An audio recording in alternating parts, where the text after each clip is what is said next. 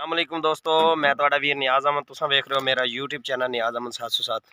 जी प्यारे मेरे दिल दे टोटे, ट्राली आप लोड कर लईए 16 फुटी तुहाडे सामने नज़र आ रही पिछे बैक साइड ते 260 2022 मॉडल चाबी वाला ट्रैक्टर मैं खुद चला रहा दी। तुहानू परफॉर्मेंस चेक करवाना। चढ़ाइयाँ दो चढ़ाइयाँ है चढ़ा के तो वीडियो अच्छी लगे तो चैनल को सबसक्राइब करो, बैल आइकन प्रेस कर दी ताकि आने वाली नई वीडियो तुहाडे तक पहुँच सके। उस तो बाद वीडियो अच्छी लगे तो चैनल को बिल्कुल सबसक्राइब करो और अच्छे कमेंट करो, अपनी राय का इजहार जरूर करियो। वीडियो सिर्फ मेरे दिल के टोटे तुहाडे वास्ते बनाने कि मेरे दोस्तों को पसंद आवे। तो बाकी भाई सलीम कैमरामैन नहीं करेंगे, मैं ट्रैक्टर अज खुद चलावांगा। शेवल ट्रैक्टर ने ट्राली लोड की गई। तो अपनी राय का कमेंट इजहार जरूर करियो। तो तुसी वोटां दे विच किहनूं सपोर्ट कर रहे हो वह भी कमेंट जरूर दसना। आपां तो शेर नूं वोट पा रहे। हाँ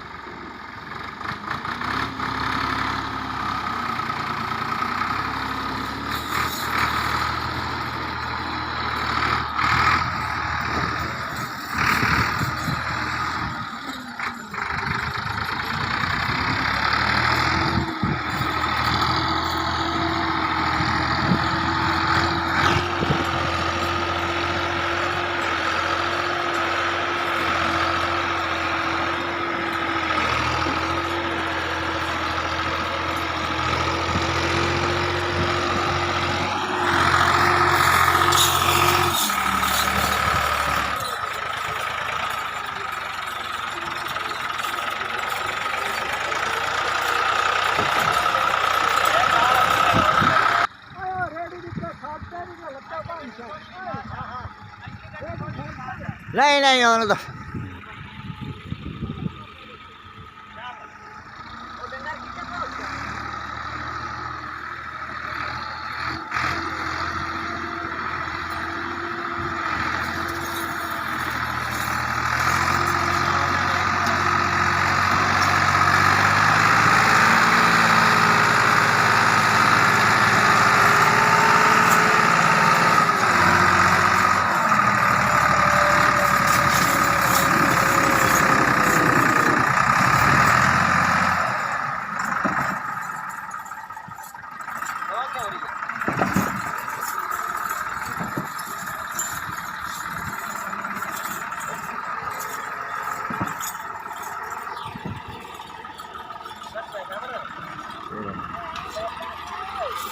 भाई मैं सीधा सीधा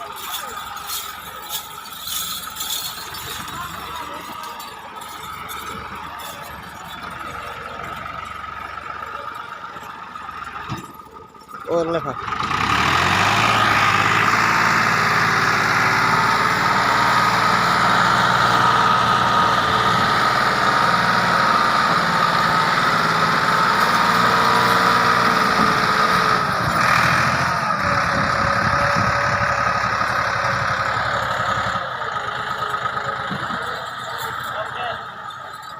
जी प्यारे वीडियो चेक करो।